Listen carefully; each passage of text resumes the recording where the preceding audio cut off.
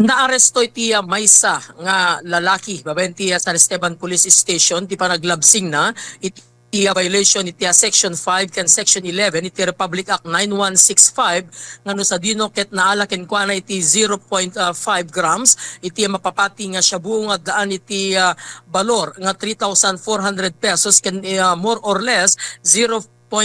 grams iti marijuana leaves nga balor iti 50 pesos iti nasayangkat nga bypass operation iti ili nga San Esteban particular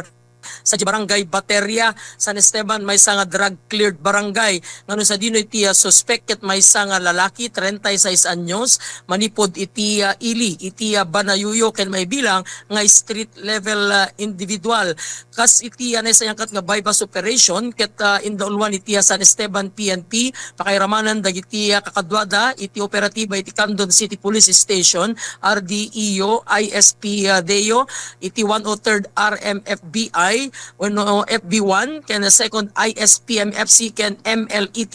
Santa Cruz nakabase sa San Esteban Ilocosur na konpiskar iti ikot iti suspect iti one heat sealed transparent plastic sachet ang naglaon iti white crystalline substance ang mapapati nga shabu ken maysa nga one piece transparent plastic sachet naglaon ti mapapati nga marijuana leaves kakaraman ng dagiti non-drug evidence na basahan met iti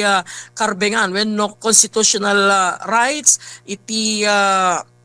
suspect babaen kadagiti kaming iti PNP ken kastamot nga naited ken kuana iti nananay nga panangi pakaawat dano apay ken kasano iti apan nakaaresto na iti agdamaket adet ikot iti San Esteban PNP iti suspect ken kastamot ten nga maisagsagan iti may pila darom kontra ken kuana para ti kapigsan nga radyo ti Lucanja DWRS Komando kabarangayan yo Komando 6 Marvin Ong.